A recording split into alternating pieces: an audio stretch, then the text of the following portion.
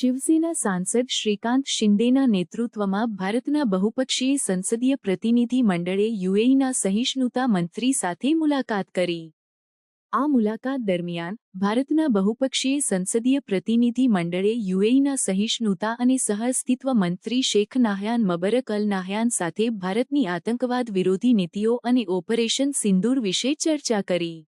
મંડળમાં ભારતીય જનતા પાર્ટીના સાંસદ બાંસુરી સ્વરાજ, અતુલ ગર્ગ અને રાજ્યસભાના સાંસદ અને વરિષ્ઠ વકીલ મનન કુમાર મિશ્રા, ભારતીય યુનિયન મુસ્લિમ લીગના સાંસદ ઈટી મોહમ્મદ બશીર, બીજુ જનતા દળના સાંસદ સસ્મિત પત્રા, ભાજપના નેતા એસએસ અહલુવાલિયા અને પૂર્વ રાજદૂત સુજન ચિનોય સહિતના સભ્યો સામેલ હતા.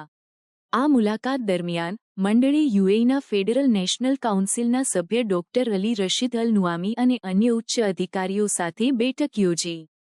તેઓએ યુએઈના વિદેશ મંત્રાલય અને નેશનલ મીડિયા ઓફિસના અધિકારીઓ સાથે પણ ચર્ચા કરી અને સ્થાનિક મીડિયા સાથે સંલગ્ન થયા.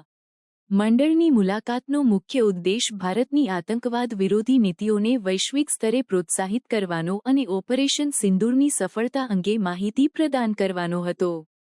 આ મુલાકાત દ્વારા ભારત અને યુએઈ વચ્ચેના દ્વિપક્ષીય સંબંધોને મજબૂત બનાવવાનો પ્રયાસ કરવામાં આવ્યો.